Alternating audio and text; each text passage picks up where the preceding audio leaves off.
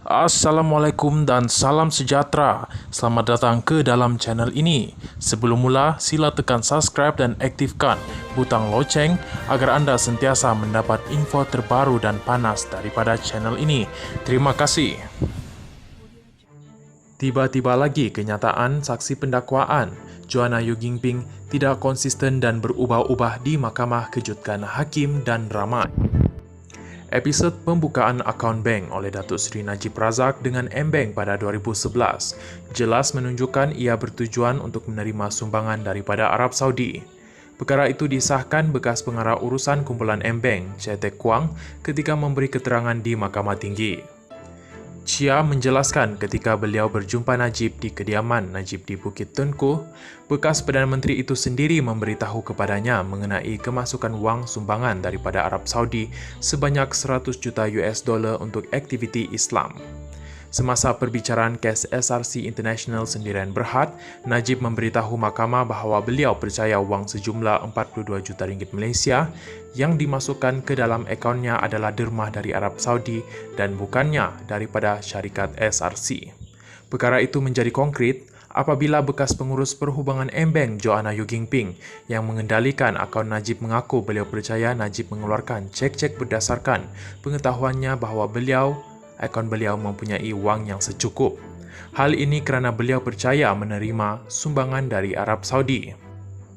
Joanna juga mengaku tidak pernah berurusan dengan Najib berhubung akaun bekas Perdana Menteri itu, tetapi sentiasa berurusan dengan Joloh walaupun dia tidak diberikan mandat bagi akaun itu. Joanna berkata, dia mempunyai persepsi adalah tidak wajar untuk bertemu Perdana Menteri Najib secara langsung berhubung akaun banknya. Adakah penjelasan ini dapat diterima?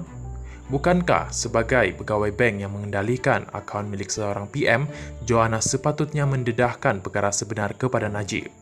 Jika Joanna berbuat demikian ketika itu, Najib tidak akan meringkuk di penjara Kajang sekarang. Tetapi kenyataan Joanna tiba-tiba tidak konsisten dan berubah ketika perbicaraan 1MDB di hadapan Hakim Datuk Colin Lawrence Sekira apabila dia mendedahkan bukan orang Arab yang memasukkan wang ke dalam akaun bank Najib, sebaliknya China Malaysia iaitu beberapa individu berkaitan dengan 1MDB dan Joloh.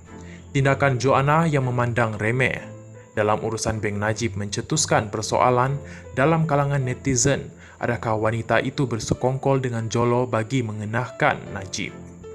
Joanna juga sebelum ini memberitahu dia tidak pernah bersemuka dengan Najib tetapi sanggup menggunakan wang sendiri sebanyak RM50,000 bagi menyelaraskan akaun Najib pada 2014.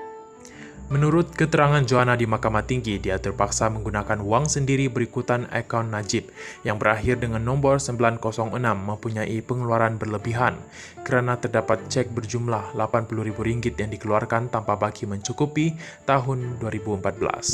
Wanita itu berkata perkara itu dilakukan bagi mengelakkan cek berjumlah RM80,000 terbabit ditendang. Baru-baru ini dalam perbicaraan kes 1MDB juga, Joanna memberitahu mahkamah berlaku perbincangan lewat malam antara dia dengan Joloh mengenai penutupan 3 akaun bank milik Najib pada 4 Disember 2014 pukul 11.46 malam. Pendedahan ini sekaligus mencetuskan keraguan terhadap Joanna kerana apakah yang mendesaknya untuk berbincang mengenai akaun bank pada lewat malam dengan Joloh yang tidak kena mengena dengan akaun Najib. Pada Disember 2019, Najib memfailkan saman terhadap Joanna kerana didakwa cuai dalam pengendalian akaun-akaunnya dengan mendedahkan transaksi akaun kepada Joloh. Namun, pada September 2020, Hakim Mahkamah Tinggi Datuk Khadijah Idris membatalkan saman itu atas alasan penyalahgunaan proses mahkamah sambil memutuskan dakwaan Najib bahawa beliau hanya tahu tentang Joanna memanipulasi akaun banknya semasa perbicaraan tidak boleh diterima. Najib telah membuat permohonan bagi menyemak sabitan dan hukuman penjara 12 tahun serta denda kerana menyeleweng dana SRC International berjumlah 42 juta ringgit Malaysia. Prosiding bakal didengar pada 20, 21 dan 22 Februari ini. Terima kasih kerana menonton.